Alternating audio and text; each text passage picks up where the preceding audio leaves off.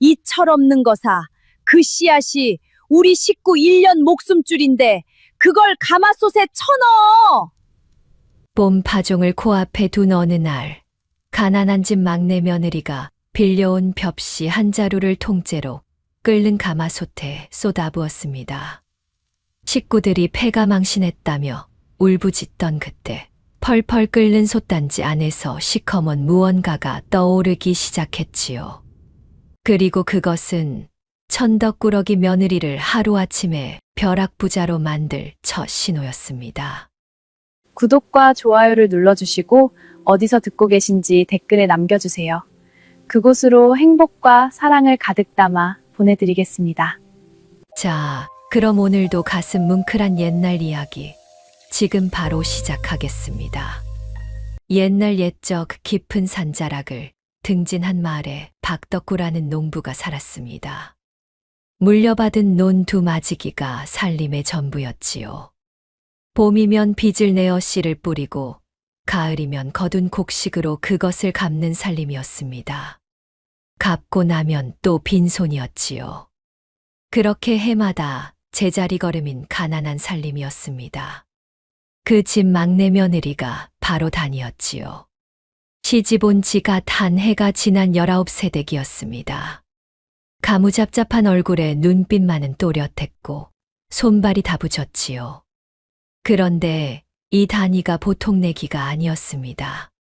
어머니, 그 보리 자루는 제가 옮길게요. 거기 두면 쥐가 다 파먹어요. 말이 떨어지기가 무섭게 단이는 벌써 자루를 둘러매고 있었습니다. 마음이 앞서니 몸이 먼저 움직이는 사람이었지요. 그러다 보니 실수도 잦았습니다. 부엌 살강을 들이받아 사발을 깨뜨리고 빨래를 널다 장대를 쓰러뜨리는 일이 하루 걸러 한 번이었지요. 저 철없는 것을 어느 집에서 데려왔는지 시어머니 황 씨는 혀를 끌끌 찼습니다. 깡마른 얼굴에 주름이 깊고 눈매가 매서운 노인이었지요. 며느리가 하는 일마다 못마땅했습니다. 막내 며느라기는 손이 빠른 게 아니라 마음이 급한 게야. 일을 벌이기만 하고 마무리가 없어. 어머니, 이번엔 안 깰게요. 정말이에요. 단이는 그렇게 대답하고 돌아서다 또 문지방에 발이 걸렸습니다. 황 씨가 한숨을 내쉬었지요.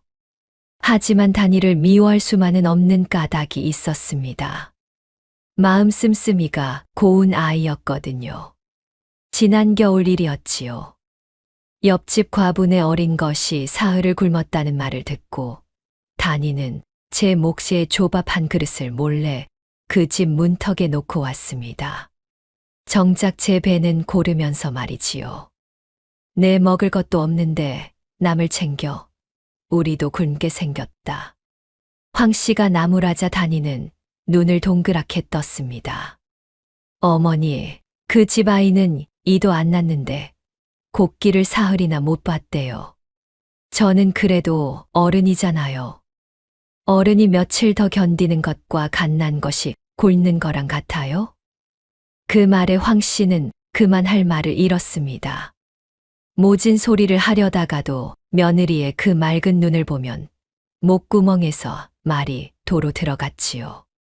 남편 박덕구는 그런 아내를 묵묵히 지켜보는 사람이었습니다. 우직하고 말수가 적었지요. 힘쓰는 일이라면 누구에게도 뒤지지 않았지만 말로 제 속을 드러내는 데는 영 서툰 사람이었습니다. 아내가 일을 벌일 때마다 속으로 가슴을 졸였지만 내색은 하지 않았습니다. 임자, 어머니 속 좀 그만 썩이요. 제가 언제 속을 썩였어요? 다 잘 되라고 하는 건데. 그 잘 되라고 하는 게 탈이라니까. 덕구는 그렇게 말하면서도 입가에 슬그머니 웃음을 흘렸지요. 미워서 하는 말이 아니라는 걸 단이도 알았습니다. 이 집안이 이렇게라도 굴러가는 데에는 단이의 친정 내력이 있었지요. 단이의 아버지 윤상호는 본디 마을에서 권농일을 보던 분이었습니다. 권농이란 고을의 농사를 돌보고 종자를 살피는 자리였지요. 어떤 씨앗이 알차고 어느 것이 병들었는지, 무슨 땅에 무엇을 심어야 하는지를 훤히 아는 분이었습니다. 다나, 이리 와서 이 씨앗을 보아라. 어린 다니를 무릎에 앉히고 아버지는 곧잘 종자를 펼쳐 보였지요. 좋은 씨앗은 손에 쥐면 묵직하고 빛깔이 곱고 윤이 난다. 못 쓸 것은 들면 가볍고 속이 비어있지. 또 물에 담그면 알찬 것은 가라앉고 쭉정이는 둥둥 뜨느니라. 아버지, 그럼 뜨는 건 다 나쁜 거예요? 그렇지. 그리고 더 무서운 게 있다. 까맣게 병든 씨앗이야. 이건 한 톨만 섞여도 옆에 심은 멀쩡한 모까지 죄다 병들어 죽게 만든다. 농사꾼에게 이보다 무서운 게 없지. 다니는 아버지의 그 말을 어린 마음에 또렷이 새겼습니다. 종자를 보는 눈은 그렇게 어깨 너머로 몸에 뱄지요. 비록 글 공부는 못했어도 씨앗과 곡식에 관한 것이라면 다니는 웬만한 농부보다 밝았습니다. 그런데 그 아버지는 다니가 17 되던 해에 세상을 떠났지요. 무슨 억울한 일을 당하고 화병으로 자리에 누웠다가 끝내 일어나지 못했습니다. 다니는 아버지가 무슨 일로 그토록 가슴을 치다 돌아가셨는지 그때는 자세히 알지 못했지요. 아버지가 살아계셨으면 우리 살림이 이 지경은 아닐 텐데. 다니는 가끔 그렇게 혼잣말을 했습니다. 아버지의 종자천만이 다니의 품에 남았지요. 씨앗 고르는 법과 땅 다스리는 법이 빼곡히 적힌 손바닥만 한 낡은 책자였습니다. 다니는 그것을 시집올 때도 품에 꼭 지니고 왔지요. 세월은 강물처럼 흘러갔습니다. 다니가 시집을 오고 또 한 해가 저물고 그렇게 다시 봄이 돌아왔지요. 파종을 해야 할 때였습니다. 그런데 올해는 사정이 영 좋지 않았습니다. 지난 가을 흉년이 들어 곳간이 텅 비었고 뿌릴 씨앗 한 줌이 없었지요. 올 봄엔 씨를 어디서 구한단 말이냐. 황 씨의 한숨이 깊어졌습니다. 씨앗이 없으면 농사를 못 짓고 못 지으면 그의 식구가 굶어 죽는 것이었지요. 온 집안에 먹구름이 드리웠습니다. 온 식구가 빈 곳간만 들여다보며 한숨 짓던 그때 뜻밖의 소식이 마을에 돌았지요. 마을 지주 변갑수가 가난한 집에 종자를 빌려준다는 것이었습니다. 변나리께서 인심을 베푸신다는구나. 춘궁기에 씨앗이 없는 집은 와서 벽씨를 구워 가라고. 이웃의 말에 황 씨의 얼굴이 환해졌지요. 그러나 다니는 어쩐지 마음 한구석이 서늘했습니다. 변갑수가 누구입니까? 마을의 환곡을 주무르며 인색하기로 소문난 자였지요. 쌀 한 톨도 거저 내주는 법이 없는 사람이었습니다. 어머니, 그 변나리가 거저 빌려준다고요? 그분이요. 거저야 아니겠지. 가을에 곱으로 갚으라 하겠지. 허나 지금 당장 씨앗이 없는데 어쩌겠느냐. 굶어 죽으나 빚에 쓰러지나 매 안 가지면 우선 살고 봐야지. 황 씨의 말도 틀린 것은 아니었지요. 당장 뿌릴 씨앗이 없으니 선택의 여지가 없었습니다. 덕구가 변갑수의 집으로 향했지요. 막내 며느라기, 너도 따라가서 거들거라. 자루가 무거울 게다. 예, 어머니. 다니도 남편을 따라 나섰습니다. 길을 걸으며 다니는 변갑수의 집을 떠올렸지요. 마을 한복판에 우뚝 솟은 기와집이었습니다. 담장이 높고 곳간이 여럿이라 마을 사람 누구나 한 번쯤 그 집 문턱에서 굽실거려 본 적이 있었지요. 임자, 변나리 앞에서는 말 좀 가려서 하오. 괜히 따지고 들지 말고. 덕구가 걸음을 멈추고 신신당부를 했습니다. 아내의 그 거침없는 성미를 잘 아는 까닭이었지요. 제가 언제 따지고 들었어요? 그냥 궁금한 걸 물어봤을 뿐이지. 그 물어보는 게 탈이라니까. 변나리는 보통 분이 아니오. 그 양반 눈 밖에 나면 이 마을에서 못 산다오. 단이는 입을 삐죽였지만 고개는 끄덕였지요. 남편의 말이 무슨 뜻인지 모르지 않았습니다. 변갑수의 소나귀에 마을에 빚이며 땅 문서가 다 들어있다는 것은 어린아이도 아는 사실이었지요. 변갑수의 집에 다다르니 이미 마당에 여러 집 사람들이 모여 있었습니다. 모두 씨앗을 꾸러 온 가난한 농부들이었지요. 변갑수는 대청마루에 앉아 사람들을 굽어보고 있었습니다. 기름진 둥근 얼굴에 늘 웃음이 걸려 있어 마을에서는 인심 좋은 어른으로 통했지요. 다만 그 웃는 눈속을 들여다보기는 어려웠습니다. 허허, 다들 어서들 오시게. 춘궁기에 씨앗이 없어 얼마나 고생이 많은가. 이 변아무개가 어찌 그 사정을 모른 척하겠나. 변갑수는 인자한 목소리로 말했습니다. 마당의 농부들은 연신 허리를 굽혔지요. 나리, 이 은혜를 어찌 갚으오리까. 갚기는 무얼. 가을에 거두거든 꾼만큼만 돌려주면 되네. 아, 이자야 관례대로 곱절이지만 그쯤이야 농사만 잘 되면 갚고도 남지 않겠나. 곱절이라는 말에 농부들의 얼굴이 잠시 굳었지요. 그러나 당장 씨앗이 없는 처지였으니 누구도 토를 달지 못했습니다. 나리, 곱절은 너무 과하지 않습니까? 가을에 흉년이라도 들면 한 농부가 조심스레 입을 떼자 변갑수가 부드럽게 말을 받았지요. 이 사람아, 내가 언제 모진 소리 하던가. 사정이 정 어려우면 그때 가서 또 의논하면 되지 않나. 우선 씨앗부터 받게. 그 말에 농부는 더 따지지 못하고 고개를 숙였습니다. 변갑수는 그 모습을 흐뭇하게 바라보았지요. 사람들의 절박함을 손바닥 위에 올려놓고 어르는 솜씨가 능구렁이 같았습니다. 차례가 되어 덕구가 앞으로 나섰습니다. 나리, 저희 집도 한 자루 꾸었으면 합니다. 오, 박서방네로구먼.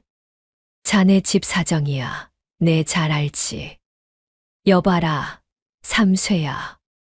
저기 곳간에서 벽시 한 자루 내어다 드려라. 변갑수가 손짓하자 곳간 쪽에서 우람한 사내 하나가 자루를 메고 나왔지요. 변갑수의 종복 삼쇠였습니다. 그런데 단이는 그 삼쇠의 행동이 어딘가 이상한 것을 놓치지 않았지요. 자루를 건네는 손이 가늘게 떨리고 있었고 눈은 자꾸만 땅바닥을 향했습니다. 무언가 캥기는 사람의 모습이었지요. 왜 저 사람은 저렇게 안절부절 못하지? 단이는 속으로 고개를 갸웃했습니다. 하지만 그때는 깊이 생각할 겨를이 없었지요.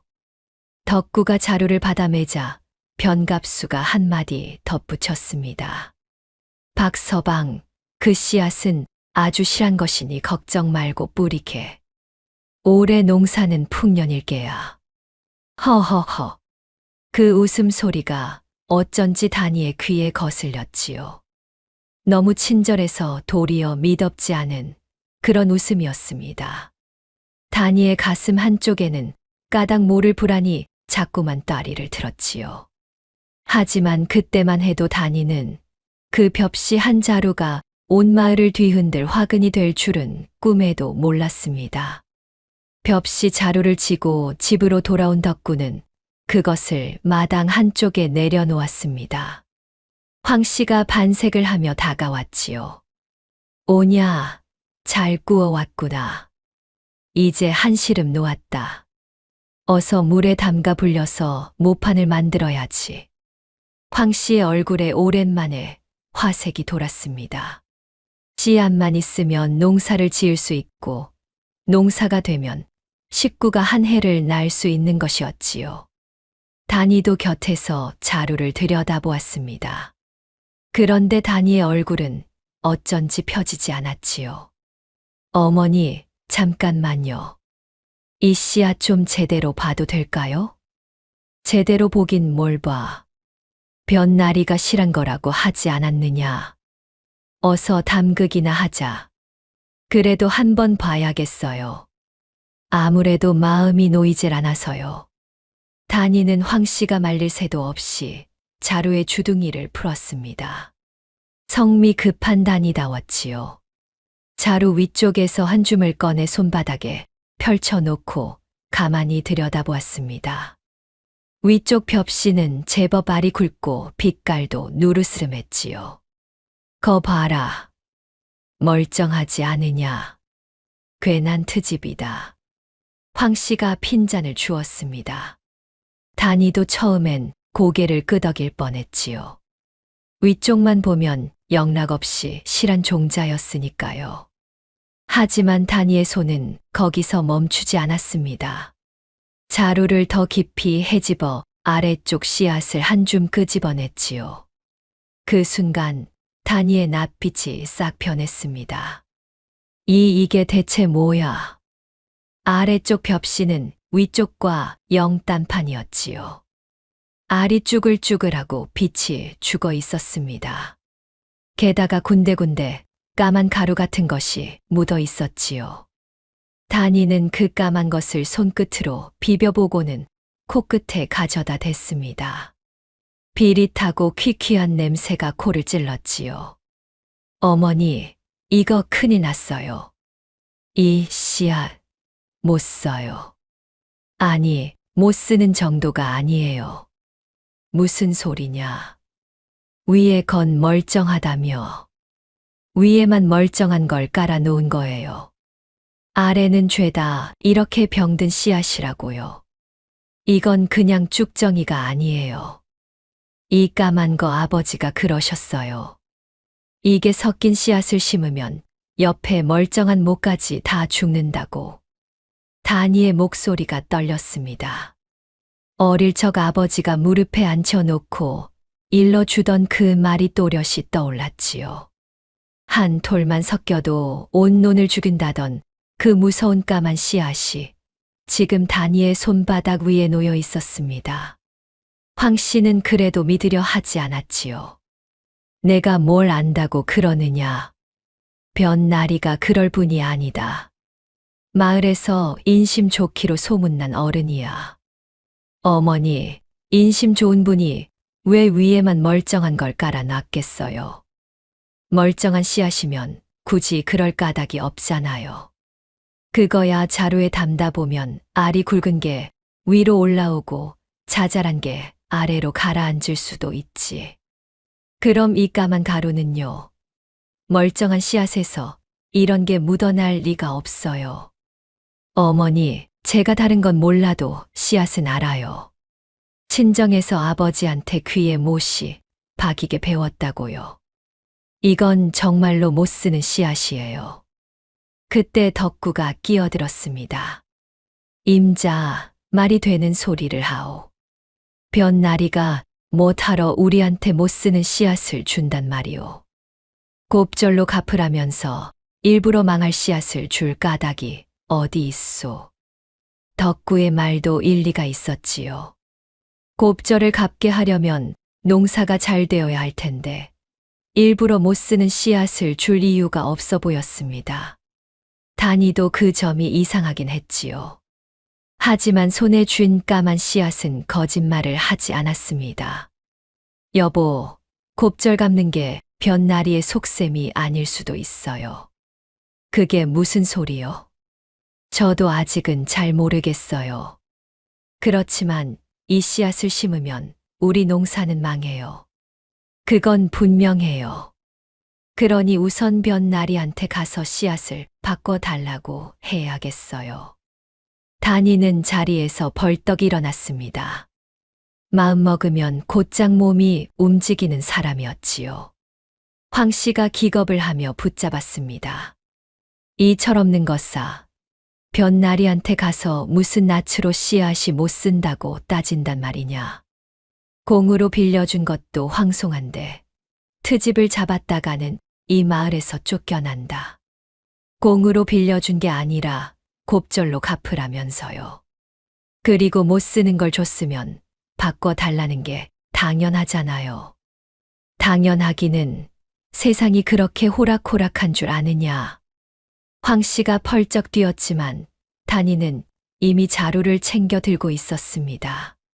결국 덕구까지 나서서 함께 변갑수의 집으로 향했지요. 단이의 고집을 꺾을 수 없다는 걸 다들 알았던 것입니다. 변갑수는 마침 사랑채에서 차를 마시고 있었지요. 단이가 자루를 들고 들어서자 가는 눈을 더 가늘게 떴습니다. 이게 누군가?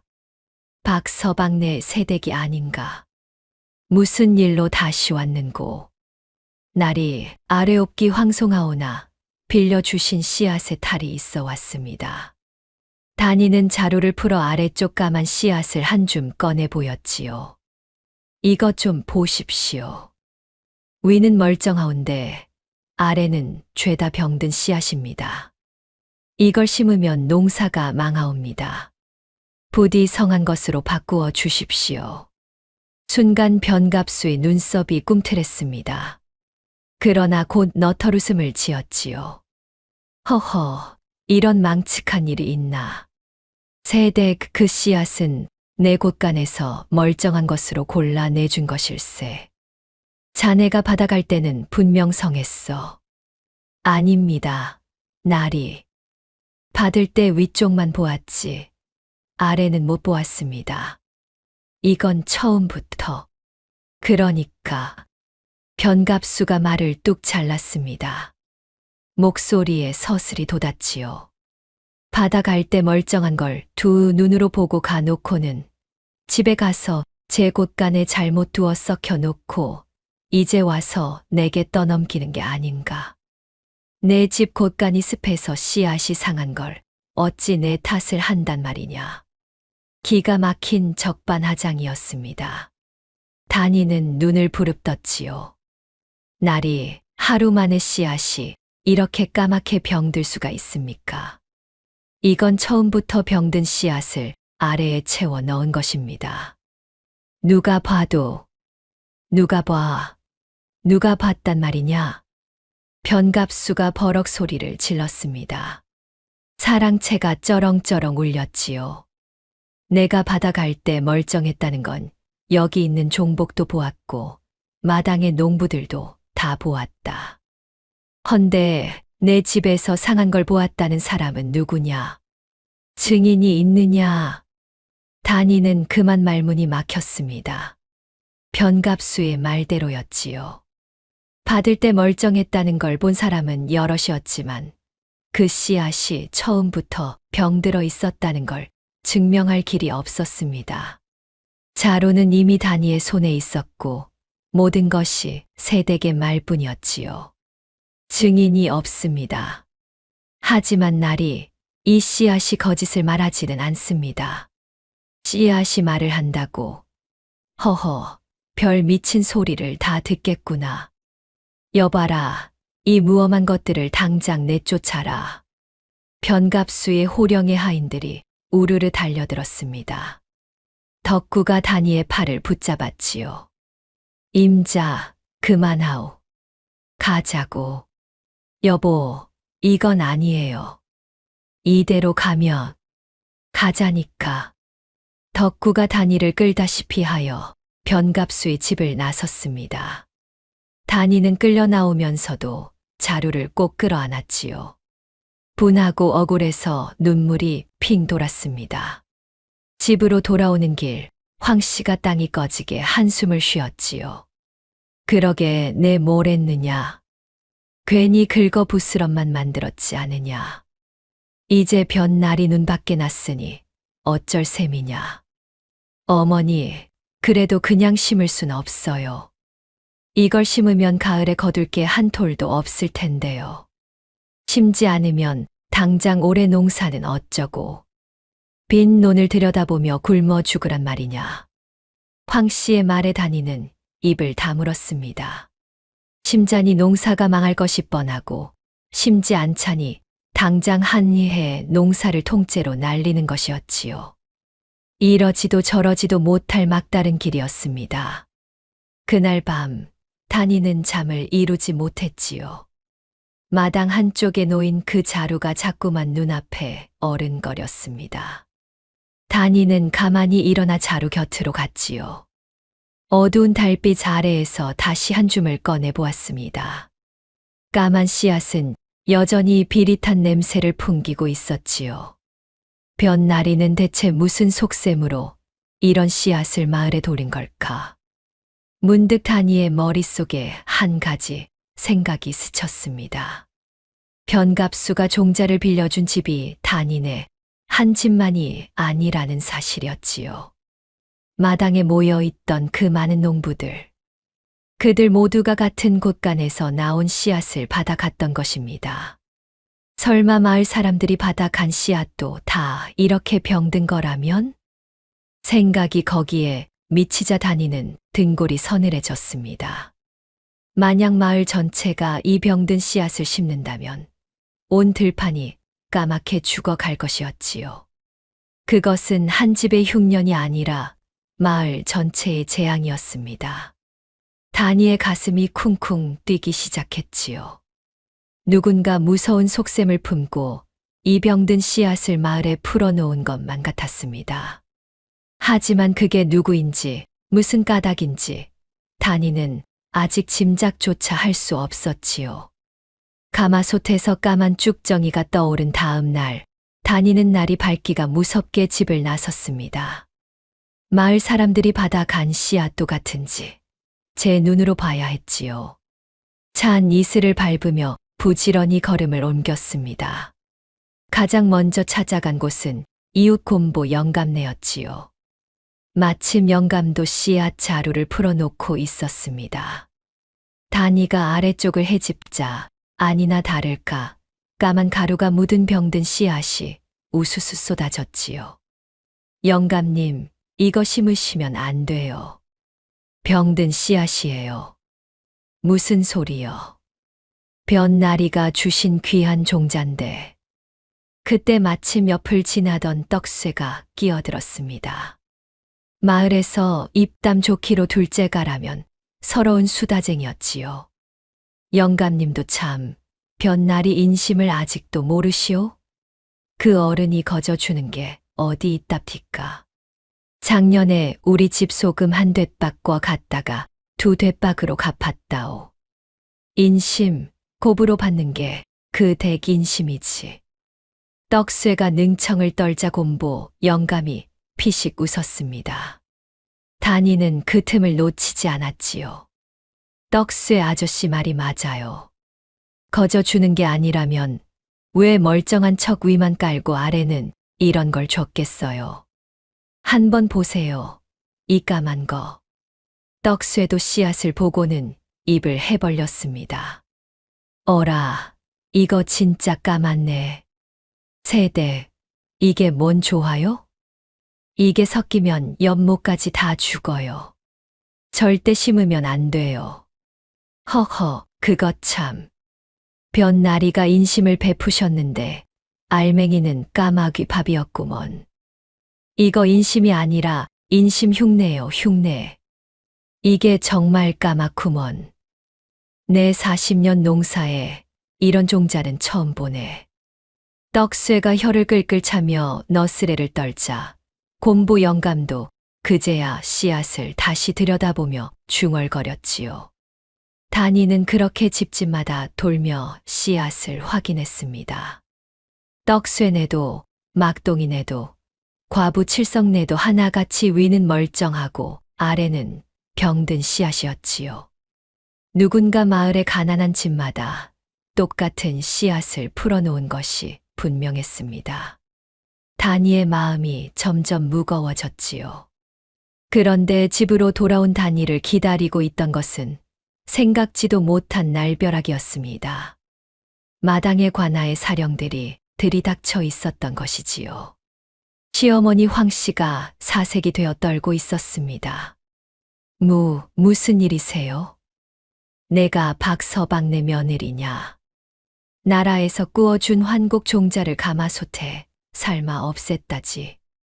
그게 어떤 죄인 줄 아느냐? 나라 곡식을 사사로이 축낸 횡령이렸다. 단이는 그만 말문이 막혔습니다. 누군가 단이가 씨앗을 삶은 것을 보고 관아에 찔러 바친 것이었지요. 어제 가마솥에서 피어오른 연기와 냄새를 누가 본 모양이었습니다. 그건 못 쓰는 병든 씨앗이라 여물로 쓰려고. 병든 씨앗. 변나리께서 인심으로 내주신 귀한 종자를 두고 못 쓴다 하느냐. 그 어른을 욕보이는 게 더 큰 죄인 줄 모르느냐. 욕보이는 게 아니라 그 씨앗이 정말로. 닥쳐라. 멀쩡한 나라 종자를 삶아 놓고 무슨 변명이냐. 당장 빌린 씨앗 값을 갚든지 아니면 온 식구가 관아로 끌려갈 줄 알아라. 사령들이 으름장을 놓고 돌아가자 황 씨가 그 자리에 풀썩 주저앉았습니다. 이를 어쩌면 좋으냐. 횡령이라니 우리가 옥살이를 하게 생겼구나. 어머니, 진정하세요. 그 씨앗은 정말로 병들기는 뭐가 병들어. 내가 멀쩡한 씨앗을 삶아 없애놓고 이제는 온 식구를 죄인으로 만들었지 않으냐. 황 씨는 끝내 가슴을 부여잡고 뒤로 넘어갔지요. 충격이 너무 컸던 것입니다. 단이는 기겁을 하며 시어머니를 부축했습니다. 어머니 정신 차리세요. 황 씨는 그날로 자리에 눕고 말았습니다. 놀란 가슴에 몸져 누운 것이지요. 약이라도 지어야 했지만 당장 그럴 돈도 없었습니다. 단이의 가슴이 새카맣게 타들어갔지요. 설상가상으로 마을에는 흉흉한 소문까지 돌기 시작했습니다.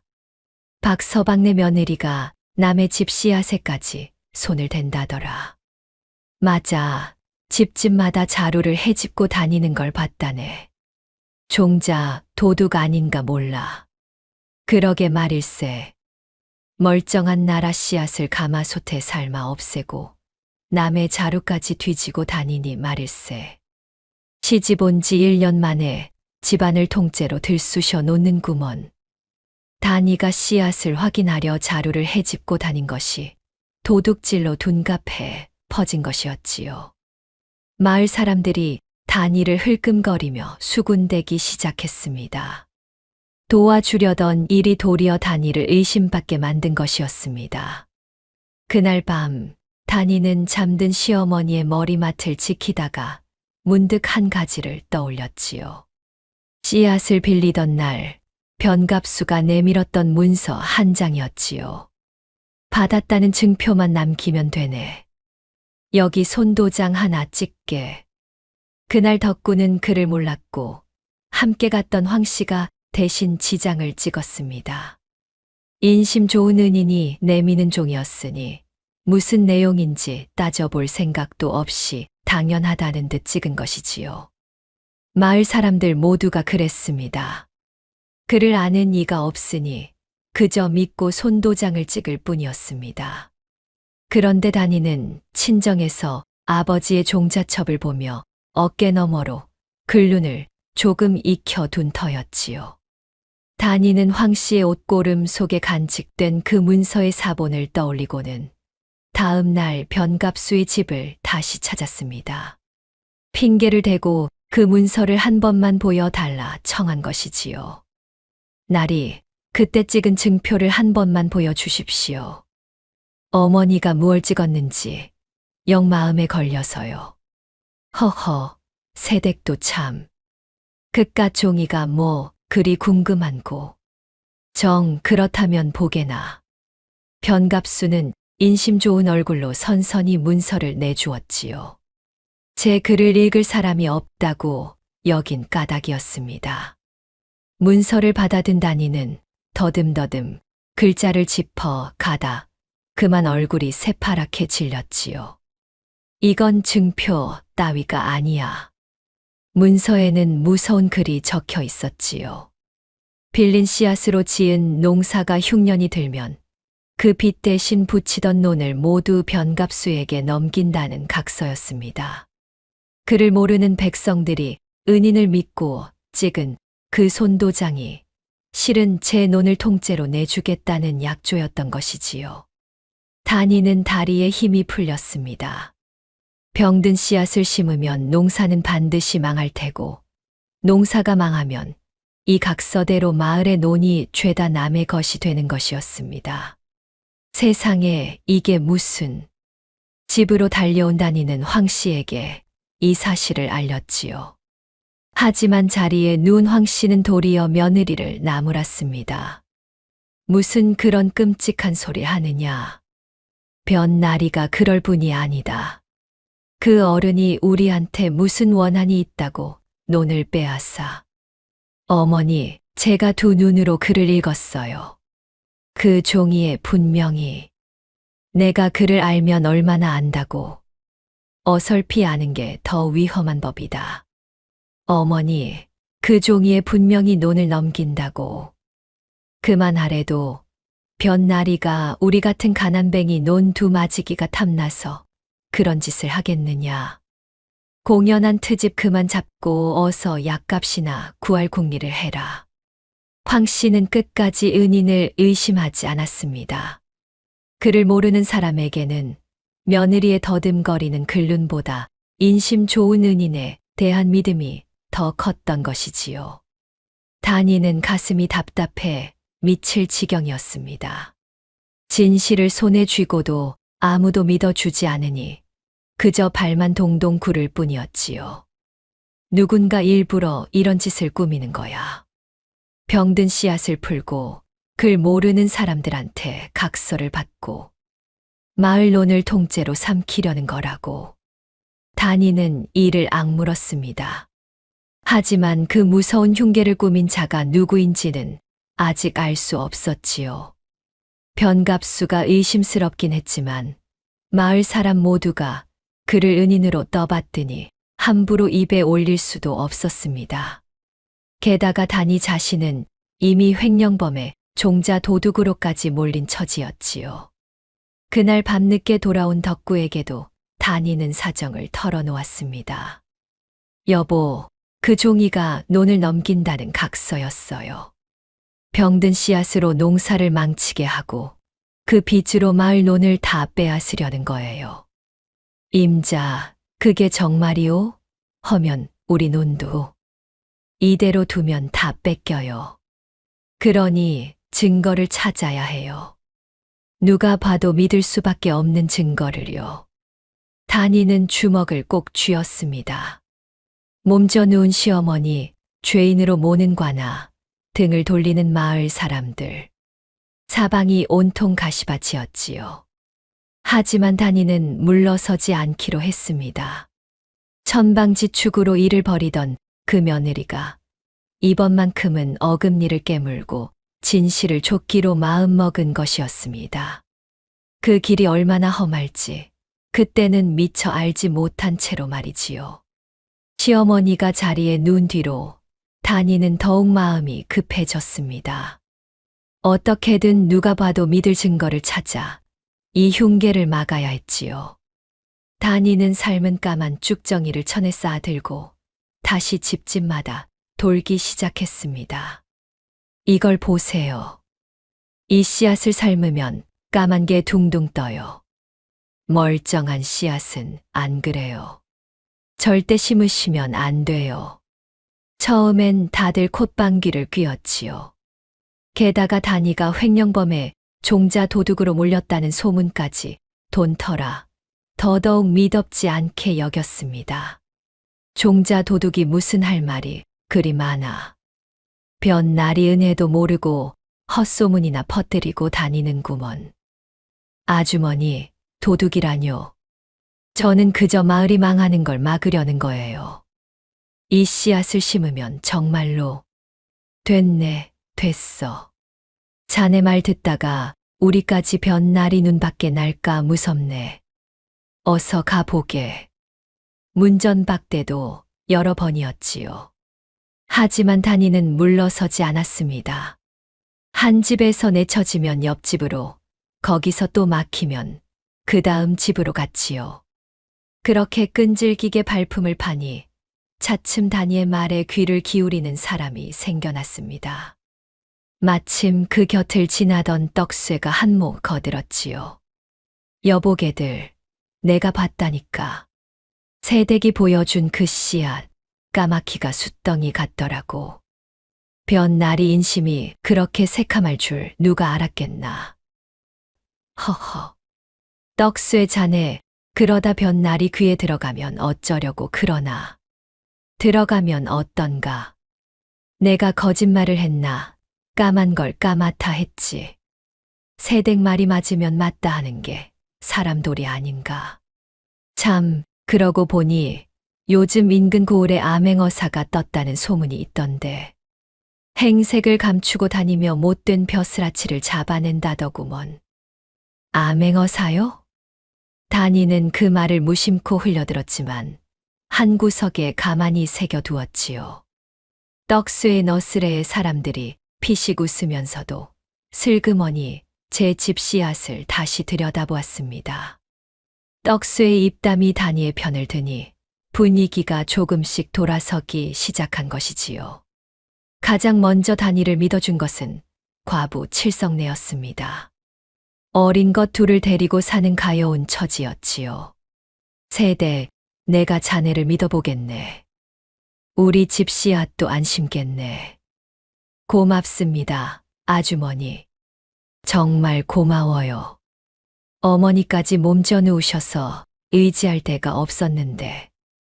고맙기는. 자네가 우리 마을을 살리려는 건데 내가 도와야지. 무어 도울 일이 있으면 언제든 말하게. 아주머니 같은 분이 한 분만 더 계셔도 힘이 나겠어요. 다들 저를 도둑년 보듯 하는데. 그런 말 말게. 자네 마음을 내가 다 아네. 기운 내고 우리 같이 해보세. 칠성내가 두 손을 마주 잡으며 그렇게 말하니 단이는 눈물이 핑 돌았습니다. 사방이 등을 돌리던 차에 손을 내밀어 주는 사람이 있다는 게 그렇게 고마울 수가 없었지요. 단이는 칠성내에게 그동안 알아낸 것을 하나둘 털어놓았습니다. 빈 문서가 실은 논을 넘긴다는 각서라는 것까지도 말이지요. 세상에 그런 무서운 일이. 그럼 우리 논도 다 뺏긴단 말인가? 그래서 제가 증거를 찾고 있어요. 그 병든 씨앗이 어디서 왔는지만 밝히면 누가 이 짓을 꾸몄는지도 드러날 거예요. 그래, 잘 생각했네. 자네 같은 사람이 있으니 마을이 살겠어. 칠성내는 연신 고개를 끄덕이며 단이를 다독였습니다. 단이는 든든한 동물을 얻은 것만 같았지요. 하지만 단이는 미처 알지 못했습니다. 그 따뜻한 얼굴 뒤에 어떤 사정이 숨어 있는지를 말이지요. 그날 밤이었습니다. 칠성내는 어둠을 틈타 변갑수의 집 뒷문을 두드렸지요. 칠성내의 얼굴은 낮에 그 다정함과는 딴판으로 잔뜩 겁에 질려 있었습니다. 날이 소인이 왔습니다요. 오냐, 칠성내로구나. 그래, 그 새댁이 무슨 꿍꿍이를 꾸미더냐. 변갑수가 사랑채에서 칠성내를 맞았습니다. 칠성내는 차마 고개를 들지 못한 채 떨리는 목소리로 아뢰었지요. 그 새댁이 삶은 씨앗을 들고 다니며 사람들을 설득하고 있습니다요. 빈 문서가 논을 넘기는 각서라는 것도 눈치챘고요. 병든 씨앗이 어디서 왔는지 그 출처를 캐고 다닙니다요. 호, 그래, 출처까지 캔다 이 말이지. 변갑수의 눈이 가늘어졌습니다.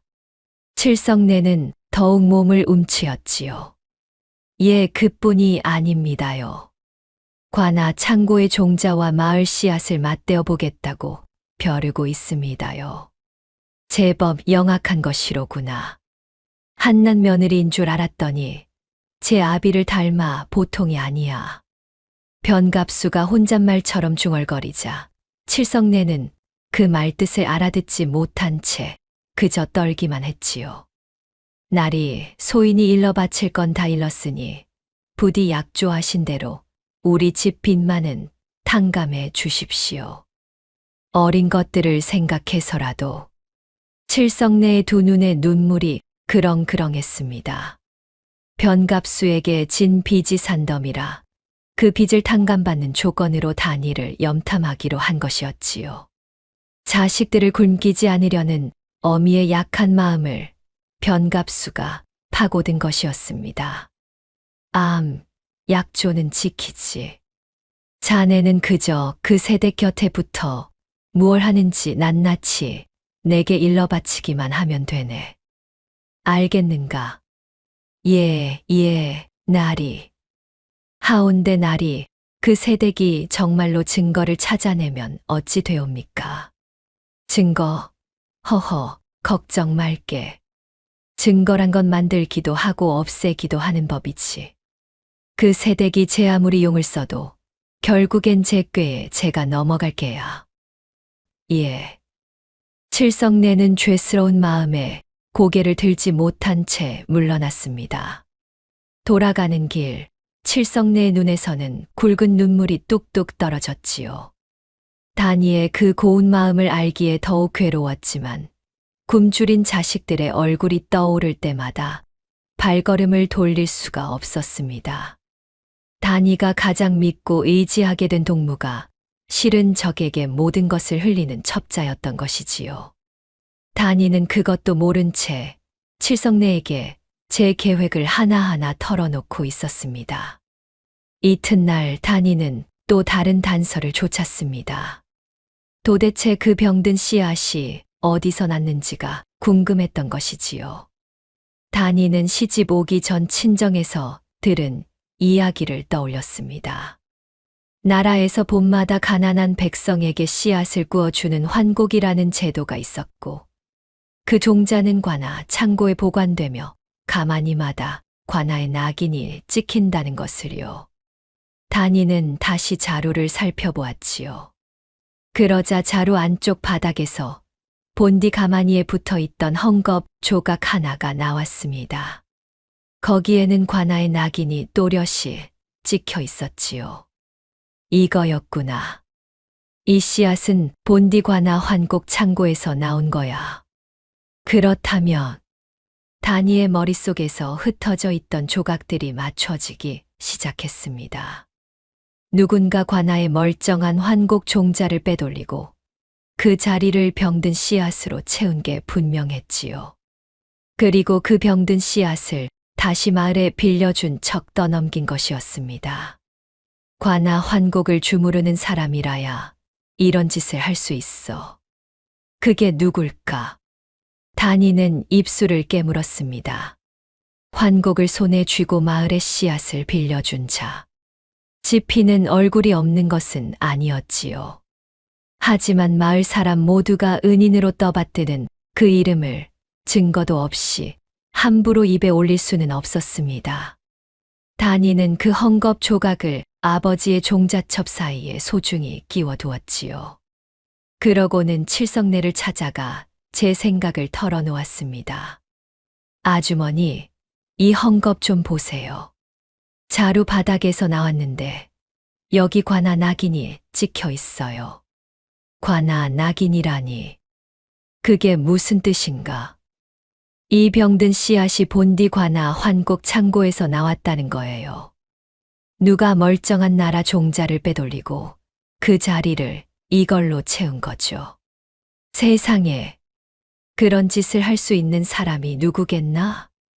환곡을 주무르는 사람이라야 가능해요. 그래서 제가 관아 창고의 종자랑 이 마을 씨앗을 맞대어 볼 생각이에요. 같은 것이면 빼돌린 게 드러나잖아요. 오라, 그렇게 하면 되겠구먼. 영리하기도 하지.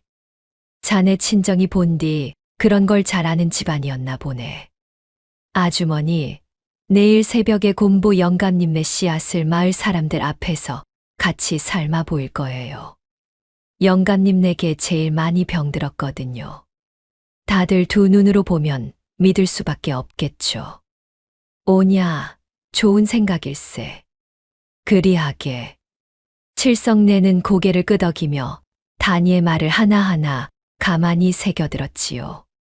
칠성내는 고개를 끄덕이며 가만히 그 말을 새겨들었지요.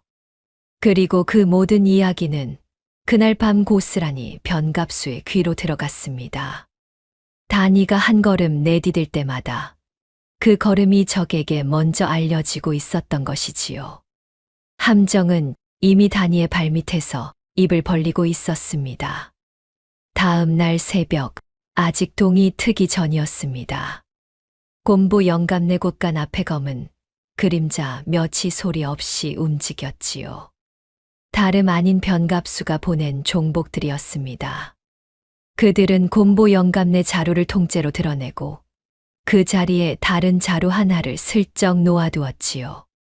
위도 아래도 모두 알이 굵고 빛이 고운 멀쩡한 씨앗이 가득한 자루였습니다. 칠성내가 흘린 정보 덕에 변갑수는 단이가 곰보 영감네 씨앗을 공개로 삶아 보이려 한다는 것을 미리 알았던 것이지요. 그래서 밤사이 그 집 씨앗만 멀쩡한 것으로 바꿔치기 한 것이었습니다. 단이가 함정에 제 발로 걸어 들어오도록 말이지요. 종복 하나가 낮은 소리로 속삭였습니다. 날이 이래도 되겠습니까요? 한 집만 멀쩡하면 다른 집은 그대로일 텐데요. 어리석은 것. 사람이란 제 눈으로 본 것만 믿는 법이다. 여럿이 보는 앞에서 멀쩡한 씨앗이 나와 봐라. 그 새댁말은 그날로 헛소리가 되는 게야. 한 번 미친 사람으로 찍히면 그 입에서 무슨 말이 나와도 아무도 안 믿지. 변갑수의 음흉한 계략이 어둠 속에서 착착 맞물려 갔지요. 아침이 밝자 곰보 영감네 마당에 마을 사람들이 모여들었습니다. 단이가 사람들 앞에서 병든 씨앗의 정체를 똑똑히 보여주겠다고 한 까닭이었지요. 떡쇠도 칠성내도 막동이네도 모두 나와 있었습니다.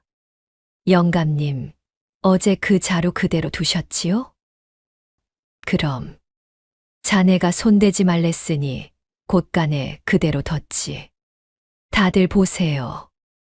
이 곰보 영감님네 씨앗을 삶으면 까만 게 둥둥 뜰 거예요. 그게 바로 병든 씨앗이라는 증거예요. 두 눈으로 똑똑히 보세요. 단이가 자신 있게 말하며 곰보 영감네 자루를 풀었습니다. 그런데 자루를 헤집던 단이의 손이 우뚝 멈췄지요. 위쪽 씨앗이 어쩐지 어제 본 것과 달랐던 것입니다. 알이 너무 굵고 빛깔이 고왔지요. 이상하다. 어제는 분명히 단이는 불길한 예감에 자루 아래쪽을 깊이 헤집었습니다. 그런데 아래쪽도 멀쩡했지요. 까만 가루도 쭈글쭈글한 쭉정이도 없었습니다. 자루 가득 알찬 씨앗뿐이었지요. 단이의 얼굴이 새하얗게 질렸습니다. 이럴 리가 없어.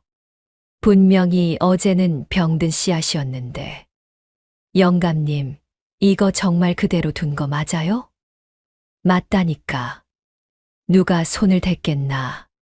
단이는 떨리는 손으로 가마솥에 그 씨앗을 쏟아부었습니다. 물이 끓고 시간이 지났지만 까만 것은 하나도 떠오르지 않았지요. 멀쩡한 씨앗이 가라앉은 채 그대로였습니다. 마을 사람들이 술렁이기 시작했지요. 뭐야, 멀쩡하잖아. 까만 게 뜬다더니 아무것도 안 뜨는구먼.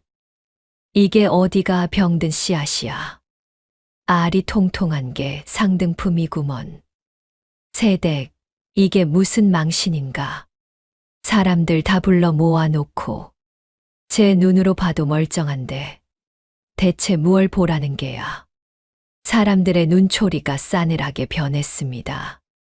단이는 어쩔 줄을 몰라 했지요. 아니에요. 어제는 정말로 병든 씨앗이었어요. 누군가 밤사이에 바꿔치기를 한 거예요. 분명히 바꿔치기, 허허, 이젠 별소리를 다 하는구먼. 그때 누군가 앞으로 나섰습니다.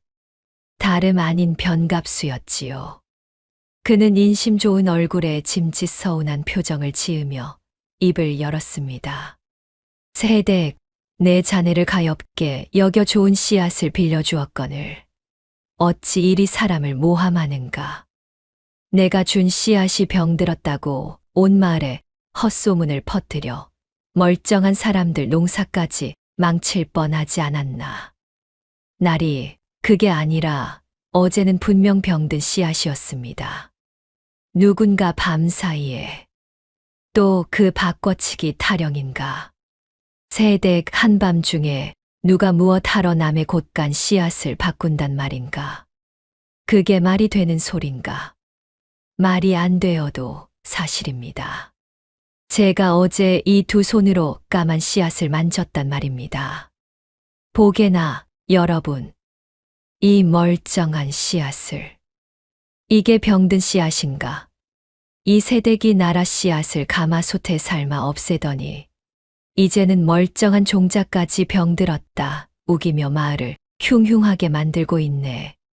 대체 무슨 속셈으로 이러는지 알 수가 없구먼. 변갑수의 말에 마을 사람들이 고개를 끄덕였습니다.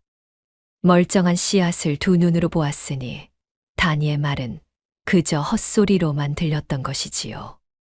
맞아, 변나리 말씀이 옳아. 멀쩡한 걸 병들었다 우기다니. 종자 도둑이라더니 이제 은인까지 모함하는구먼. 사람이 어찌 저리 뻔뻔할꼬.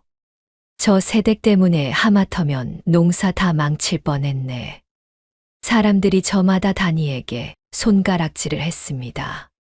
어제까지 조금씩 돌아서던 마음이 한순간에 와르르 등을 돌린 것이었지요. 다니는 그 자리에 우두커니 선 채 아무 말도 할 수가 없었습니다. 진실을 말하고 있는데도 멀쩡한 씨앗이라는 눈앞의 증거 앞에서는 모든 말이 거짓이 되어 버린 것이지요.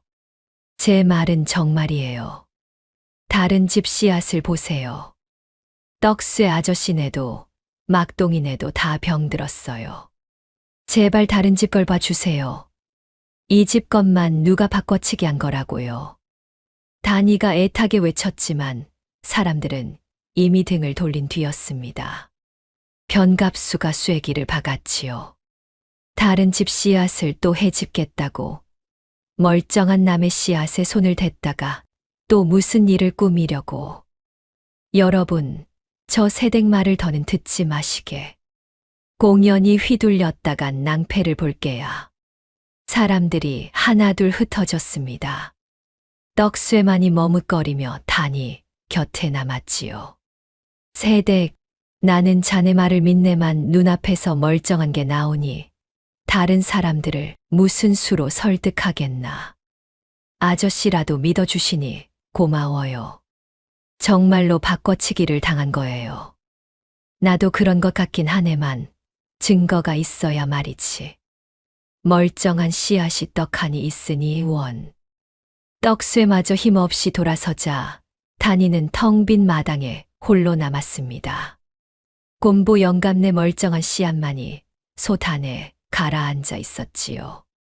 다니는 그제야 모든 것을 깨달았습니다. 누군가 내 계획을 미리 알고 있었어. 곰보 영감님 내 걸 삶는다는 걸 알고 밤사이 바꿔치기를 한 거야. 다니의 등골이 서늘해졌습니다. 제 계획을 아는 사람은 몇 되지 않았지요. 남편 덕구와 몸져 누운 시어머니, 그리고 어제 그 계획을 가만히 새겨듣던 칠성내였습니다. 곰보 영감네 씨앗을 삶겠다고 콕 집어 말한 게 바로 다니 자신이었고 그 말을 곁에서 들은 이가 칠성내였지요. 다니는 차마 그 이름을 떠올리고 싶지 않았지요. 가장 믿었던 사람이 의심의 한가운데에 서 있었으니까요. 집으로 돌아온 다니는 방 한구석에 주저앉았습니다. 몸져 누운 시어머니는 소문을 듣고 더욱 가슴을 쳤지요. 이 일을 어쩌면 좋단 말이냐. 이제 온 마을이 너를 미친 사람 취급하지 않느냐. 우리가 무슨 낯으로 이 마을에서 산단 말이냐.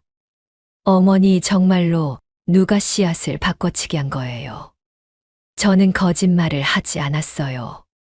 되었다. 누가 그 말을 믿어주겠느냐. 멀쩡한 씨앗이 두 눈앞에 있는데. 그래서 더 무서운 거예요, 어머니.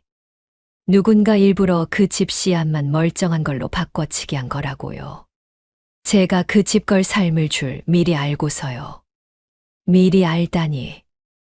내 속을 누가 안단 말이냐. 바로 그게 문제예요. 제 계획을 아는 사람이 누구였는지 말이에요. 황 씨의 말에 다니는 고개를 떨궜습니다. 어제까지만 해도 조금씩 열리던 마을의 마음이 단 한 번의 공개 망신으로 꽉 닫혀버린 것이었지요. 진실을 손에 쥐고도 아무도 믿어주지 않는 막막함이 가슴을 짓눌렀습니다. 마을의 민심은 완전히 등을 돌렸고 단이는 헛소문꾼의 미친 며느리가 되어버렸습니다. 그날 밤 단이는 잠을 이루지 못하고 마당으로 나왔지요. 칠흑같이 어두운 밤이었습니다. 그런데 멀리 담장 너머로 칠성내가 누군가의 집 뒷문으로 들어가는 모습이 얼핏 보였습니다. 그 집은 다름 아닌 변갑수의 기와집이었지요. 칠성내 아주머니가 어째서 이 밤중에 변나리 집에를. 설마 그럴 리가. 단이의 가슴이 철렁 내려앉았습니다. 그제야 모든 것이 또렷해지기 시작했지요. 가장 믿었던 동무가 실은 적의 첩자였다는 것을 말입니다. 단이는 두 주먹을 꼭 쥐었습니다. 절망의 한가운데였지만 동시에 적의 정체에 한 걸음 다가선 순간이기도 했지요. 단이는 그 어둠 속에서 무너지는 대신 이를 악물었습니다. 공개 망신을 당한 뒤로 단이는 마을에서 완전히 외톨이가 되었습니다. 하지만 단이는 주저앉지 않았지요. 헛소문꾼이라는 누명을 벗으려면 제 말이 옳았다는 것을 기어이 증명해 보여야 했습니다. 단이는 시집 올 때 가져온 은비녀를 팔았습니다. 친정어머니의 유품이었지만 지금은 그것 말고는 가진 게 없었지요. 그 돈으로 단이는 이웃 고을장에서 멀쩡한 벽씨를 구해왔습니다. 그러고는 아직 씨를 뿌리지 않은 몇몇 집을 찾아갔지요. 이건 제가 산 멀쩡한 씨앗이에요. 변나리가 준 병든 건 버리고 이걸 심으세요. 값은 안 받아요. 그저 제 말이 옳았다는 것만 나중에 알아주세요. 처음엔 다들 손을 내저었습니다. 헛소문꾼이 주는 씨앗을 누가 받겠느냐는 것이었지요. 그래도 막동이네와 몇 집이 어차피 믿져야 본전이라며 단이의 씨앗을 받아 심었습니다. 단이는 그 모판의 마지막 희망을 걸었지요. 그런데 며칠 뒤 또다시 끔찍한 일이 벌어졌습니다. 단이가 나눠준 씨앗을 심은 그 모판들이 하나같이 새카맣게 썩어 들어간 것이었지요. 단이네 인연, 내가 준 씨앗으로 모판이 다 썩었다. 막동이 아범이 시퍼렇게 성이 나서 단이네로 쳐들어왔습니다. 다른 집 사람들도 우르르 몰려왔지요. 멀쩡한 씨앗이라더니 이 꼴이 뭐냐, 우리 모판이 통째로 썩었어. 인연이 돈을 안 받는 척하고는 우리한테 못 쓸 씨앗을 떠넘긴 거 아니냐. 헛소문도 모자라 이젠 사기까지 치는구나. 단이는 영문을 몰라 모판으로 달려갔습니다. 과연 단이가 나눠준 씨앗을 심은 모판마다 까만 곰팡이가 슬어 있었지요. 멀쩡한 씨앗을 분명 제 눈으로 보고 사왔는데 어찌 된 일인지 알 수가 없었습니다.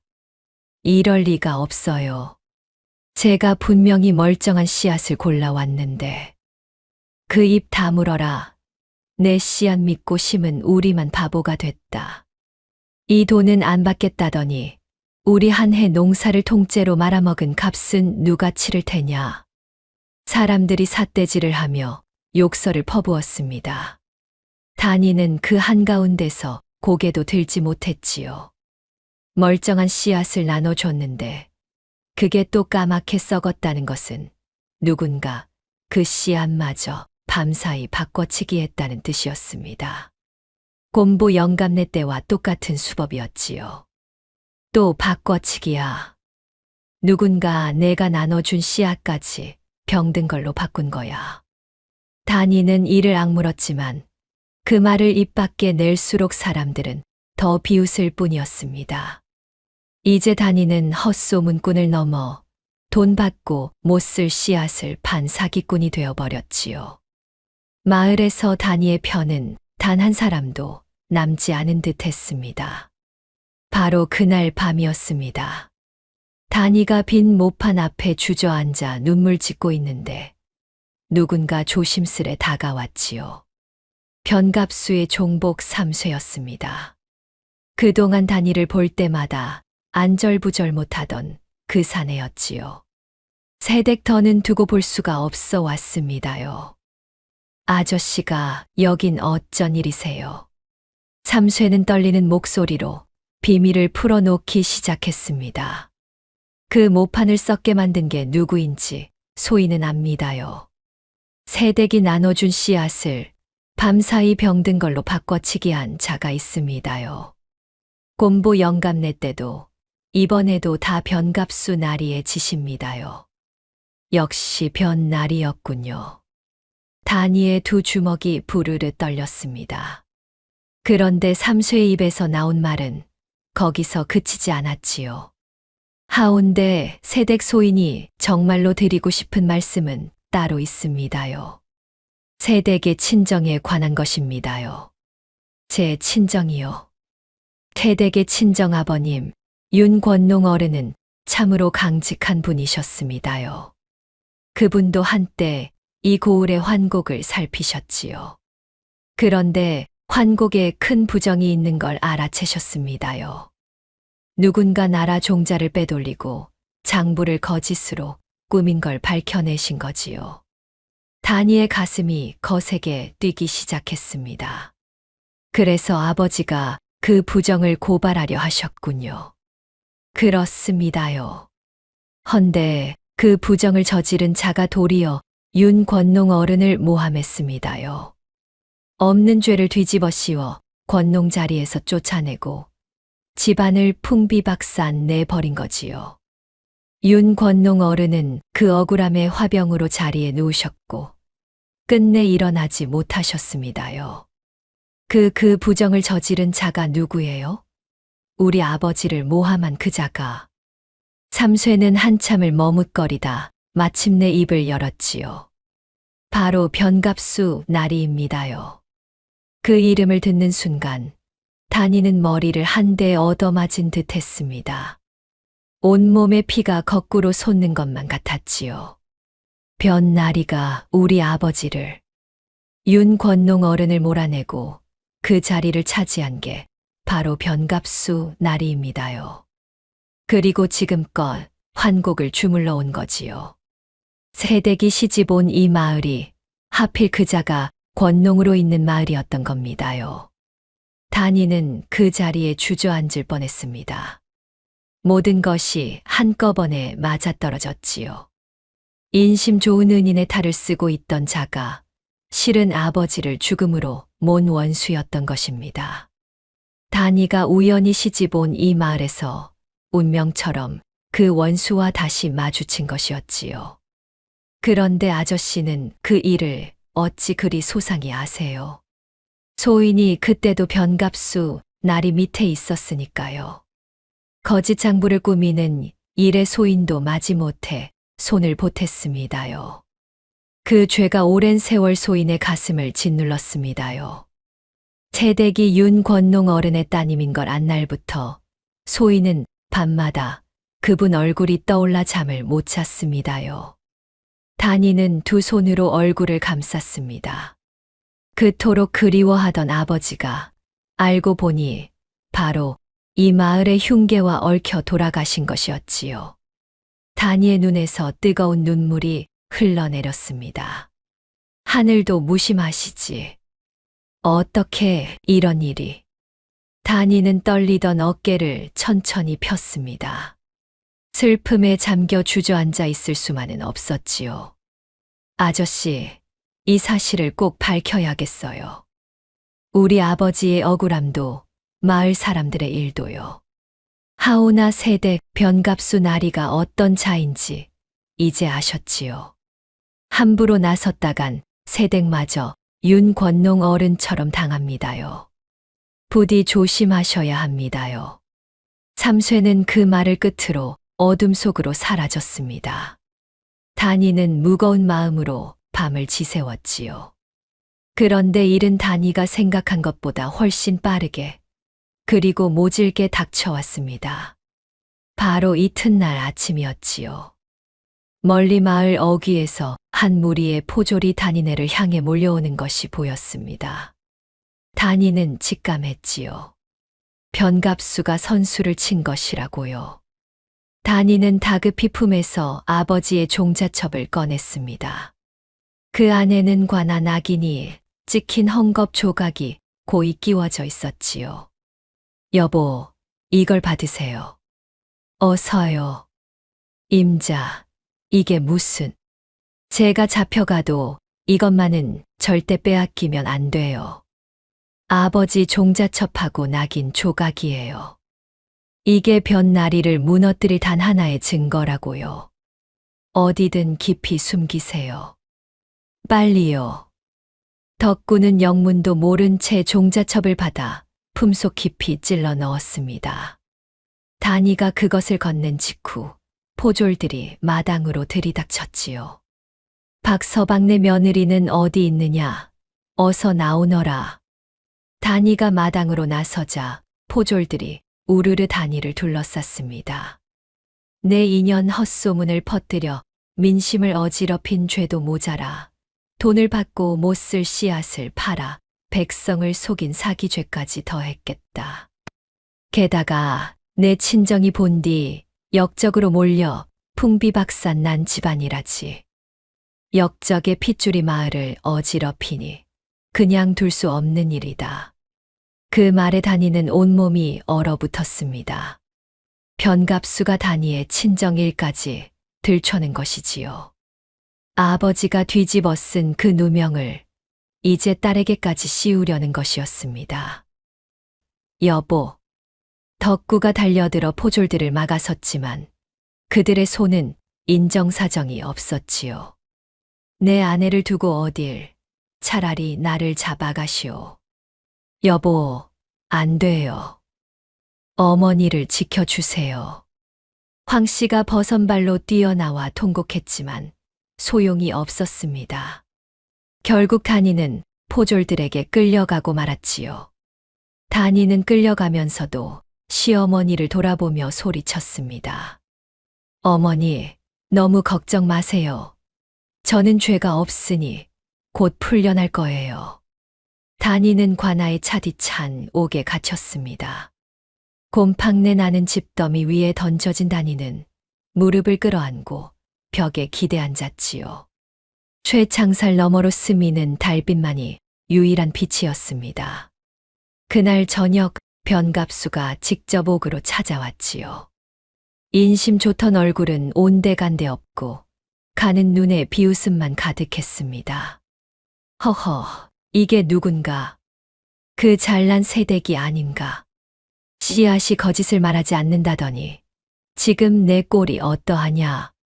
변갑수 당신이 우리 아버지를 죽였어. 다니가 쇠창살을 부여잡고 이를 갈며 노려보았습니다. 손마디가 하얗게 질리도록 말이지요. 호, 그것까지 알아냈더냐? 삼쇠 그놈이 주둥이를 놀렸구나. 그래, 내 아비는 쓸데없이 남의 일에 코를 들이밀다 제명에 못 죽었지. 너도 꼭 그 아비를 닮았구나. 그 주제넘은 오지랖까지 말이다. 당신 같은 자는 반드시 천벌을 받을 거야. 두고 봐. 천벌. 이 마을에서 천벌을 내리는 건 바로 나다. 사또도 이방도 다 내 손안에 있는데 누가 감히 나를 벌한단 말이냐. 내가 들고 다닌 까만 씨앗이며 헝겊 쪼가리. 내 이미 사람을 보내 내 집을 샅샅이 뒤져 죄다 불살라 버렸지.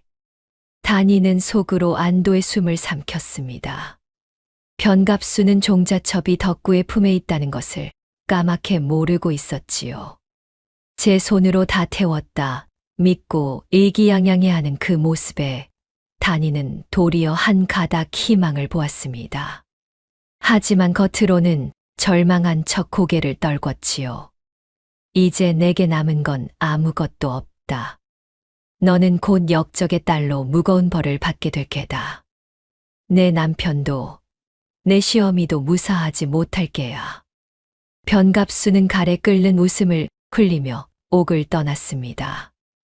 무거운 옥문이 쾅 닫히는 소리가 어둠 속에 울렸지요.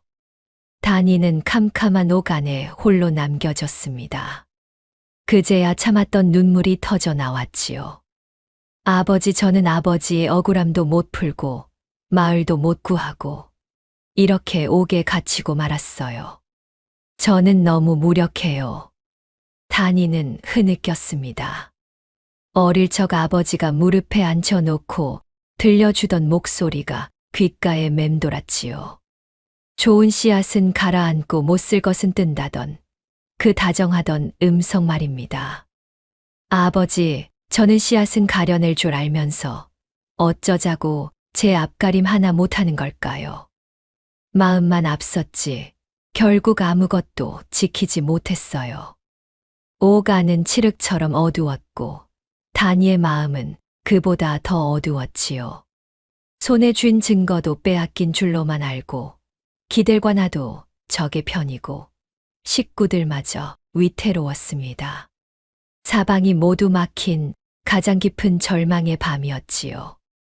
절망의 밤이 깊어가던 그때 옥 밖에서 인기척이 들렸습니다. 쇠창살 너머로 보인 낯익은 얼굴은 다름 아닌 삼쇠였지요. 세대, 정신 차리십시오. 소인이 왔습니다요. 아저씨 여길 어떻게? 오래 생각했습니다요.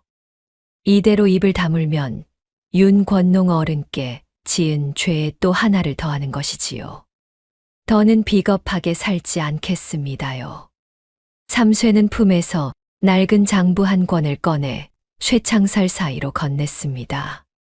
이게 무엇이에요? 변갑수 나리가 환곡을 빼돌린 걸 적어둔 진짜 장부입니다요. 거짓 장부 뒤에 감춰둔 걸 소인이 몰래 빼내왔지요. 빼돌린 종자의 양이며 판 곳이 죄다 적혀 있습니다요. 단이의 손이 떨렸습니다. 변갑수가 다 불태웠다. 큰 소리 쳤건만 정작 가장 결정적인 증거가 삼쇠의 손을 통해 살아남은 것이었지요. 아저씨, 이건 정말 큰 증거예요. 하지만 이걸 어떻게 사또께 전하죠? 사또도 변갑수 편인데요. 바로 그게 문제입니다요. 관아 안에선 누구에게 줘도 변갑수, 날이 손에 들어갑니다요. 단이는 입술을 깨물며 생각에 잠겼지요. 그런데 문득 언젠가 떡쇠가 흘리던 말이 번개처럼 떠올랐습니다.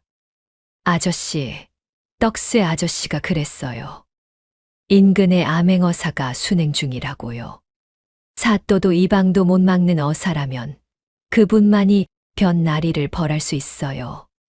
하오나 어디 계신지를 어찌 안단 말입니까요? 행색을 감추고 다니신다는데요. 찾아야죠. 발이 부르트도록 찾아야죠. 단이는 옥바라지를 온덕구를 쇠창살 너머로 불렀습니다. 여보, 인근 고을을 다 뒤져서라도 그 어사를 찾으세요. 당신이 숨긴 종자첩을 보여 드리고 사정을 아뢰어 그분을 꼭 모셔와야 해요. 이 장부는 제가 간직했다가 어사또 앞에서 내놓을게요. 임자, 알겠소. 무슨 수를 써서라도 그분을 모셔오리다. 덕구는 그 길로 마을로 돌아가 뒤늦게 마음을 돌린 떡쇠와 곰보 영감을 불러 모았지요. 그들은 패를 나누어 인근 고을의 주막과 장터를 샅샅이 훑으며 행색이 수상한 길손을 수소문했습니다. 며칠을 헤맨 끝에 덕구는 어느 주막에서 고을 사정을 캐묻던 남루한 선비를 찾아냈지요. 바로 그가 암행어사였습니다. 덕구는 그 앞에 엎드려 단이가 맡긴 종자첩과 낙인 조각을 내보이며 마을의 억울한 사정을 피눈물로 아뢰었지요. 어사는 마침내 출두를 결심했습니다. 며칠 뒤 마침내 암행어사가 이 고을 관아에 들이닥쳤습니다. 암행어사 출두요. 암행어사 출두요. 그 외침의 관아가 발칵 뒤집혔지요. 사또도 이방한가도 사색이 되어 엎드렸습니다. 어사는 곧 옥에 갇힌 단이를 불러내고 변갑수와 그 무리를 마당에 꿀렸지요. 내가 환곡 부정을 고발하려다 도리어 옥에 갇힌 그 며느리렸다. 그래, 무슨 억울함이 있는지 낱낱이 아뢰어라. 단이는 어사 앞에 나아가 그동안의 흉계를 낱낱이 아뢰었습니다. 덕구가 간직해 온 아버지의 종자첩과 낙인 조각, 그리고 단이가 품에 지녀온 진짜 장부가 함께 어사 앞에 놓였지요. 어사가 그것들을 펼쳐보더니 눈빛이 날카로워졌습니다.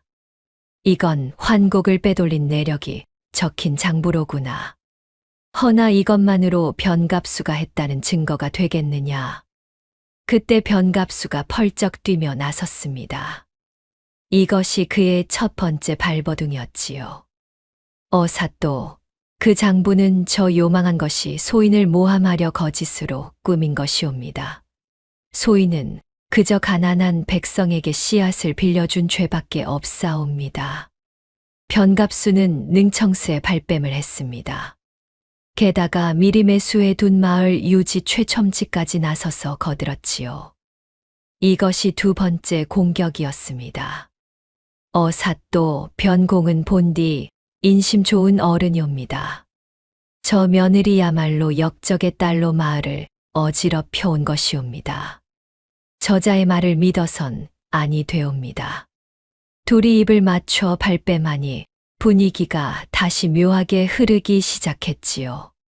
장부만으로는 누가 꾸민 것인지 가리기 어려웠던 것입니다. 바로 그 순간 삼쇠가 앞으로 썩 나섰지요. 어사또, 소인이 아뢰옵니다. 그 장부는 거짓이 아니옵니다. 소인이 바로 변갑수 나리 밑에서 그 일을 거둔 종복이옵니다. 마당이 술렁였습니다. 변갑수의 얼굴이 일그러졌지요. 그러나 그는 곧 마지막 칼을 빼들었습니다. 세 번째 반격이었지요.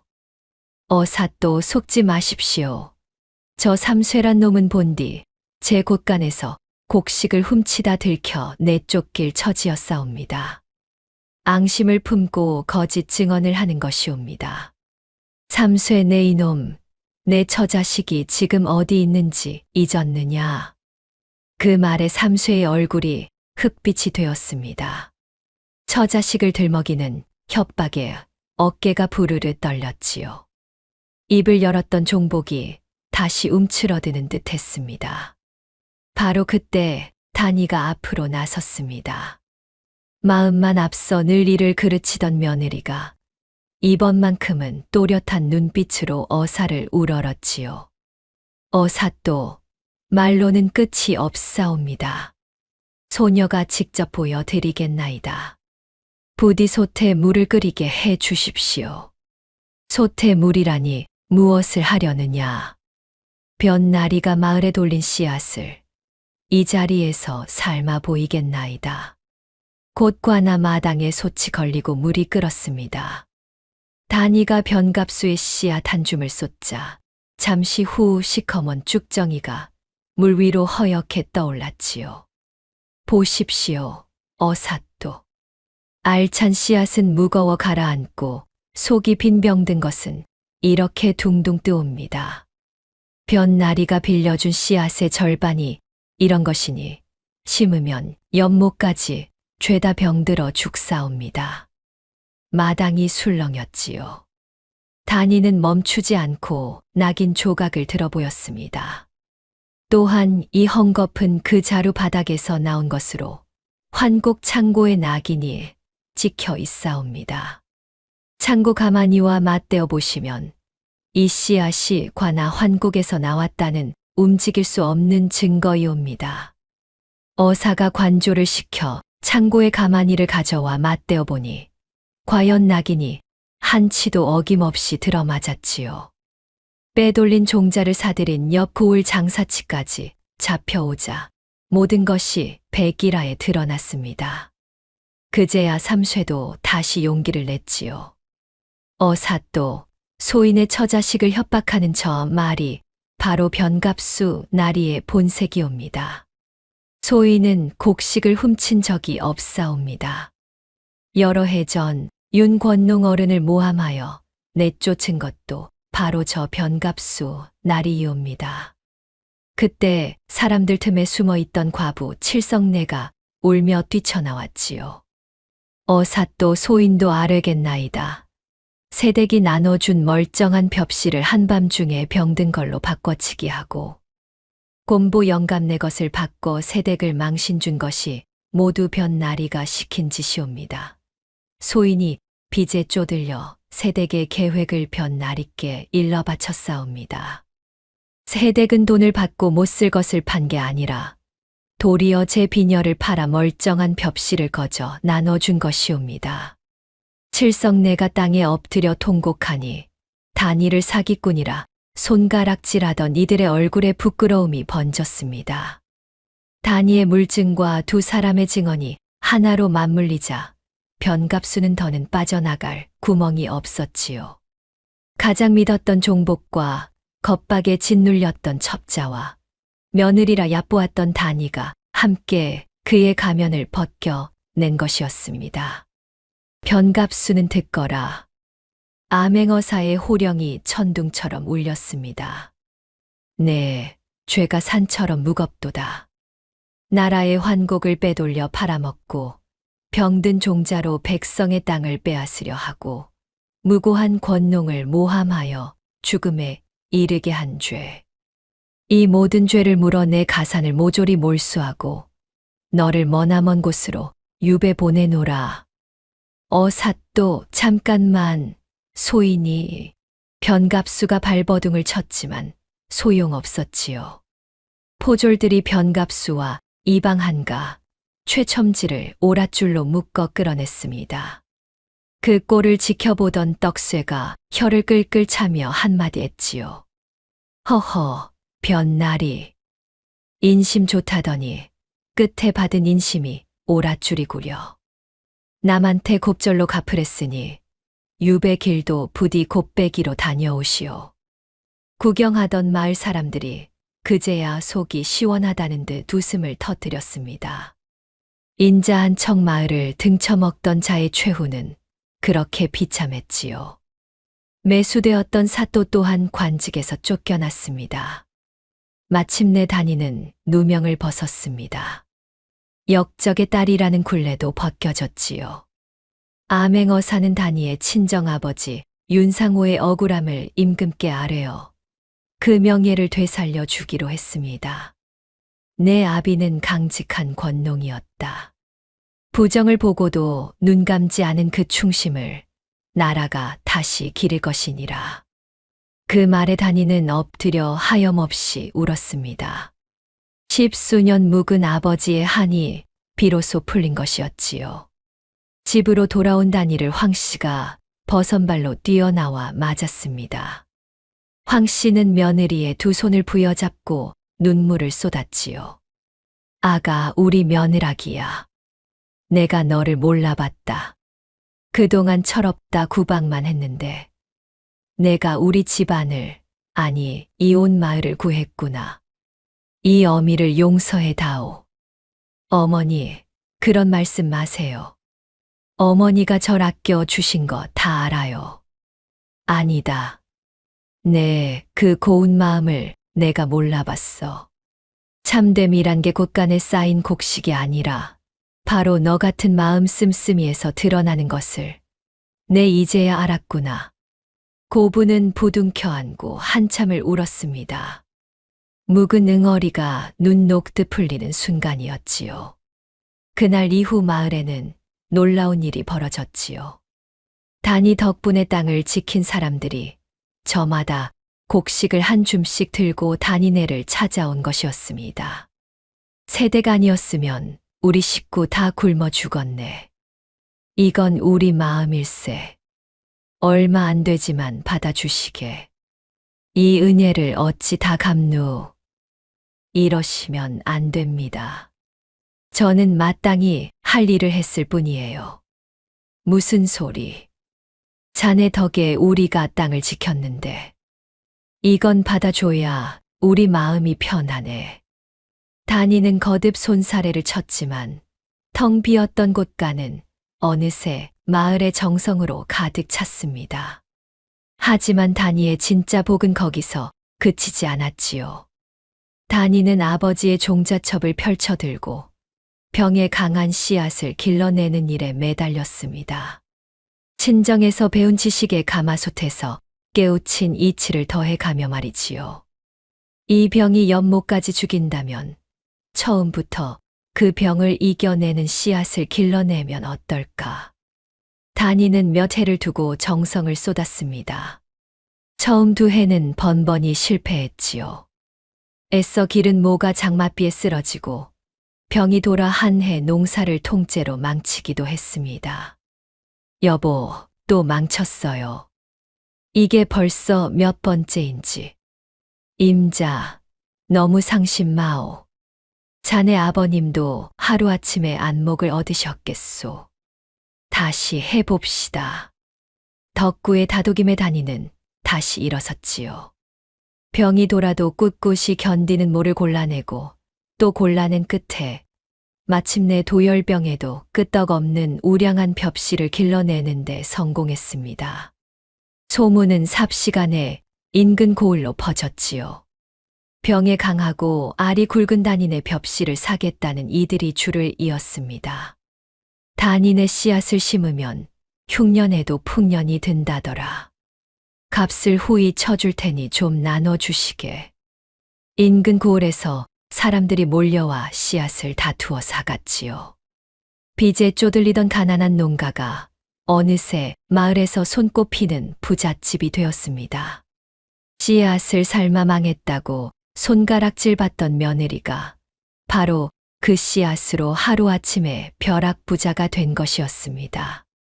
몇 해가 흐른 어느 봄날 단이는 마당에 서서 들판을 바라보았지요. 한때 가마솥에서 시커멓게 삶겨 떠오르던 그 씨앗 대신 이제는 단이가 길러낸 푸른 새싹이 온 들판에 가득 돋아나고 있었지요. 여보, 저 들판 좀 봐요. 참 푸르지요. 임자가 일궈낸 들판이요. 임자가 아니었으면 저 자리는 죄다 까맣게 죽었을 게요. 덕구가 아내의 손을 가만히 잡았습니다. 단이는 그제야 환하게 웃었지요. 아버지가 그러셨어요. 고든 마음은 끝내 길을 트는 법이라고요. 마음만 앞서던 제가 이제야 그 말씀을 알 것 같아요. 봄바람이 푸른 들판을 부드럽게 쓸고 지나갔습니다. 단이의 고든 마음이 끝내 길을 터 죽어가던 마을을 살리고 아버지의 한을 풀고 제 집까지 일으킨 것이었지요. 사람의 참됨은 곳간이 아니라 마음 씀씀이에서 드러난다는 그 말이 단이의 삶으로 고스란히 증명된 셈이었습니다. 그 후로도 단이네는 오래오래 복을 누리며 행복하게 살았답니다. 다음 영상을 빠르게 만나보시려면 좋아요와 구독을 눌러주세요. 지금 화면에 나오는 더 재미있는 영상들도 함께 해주세요. 그럼 모두 행복한 하루 보내세요. 감사합니다.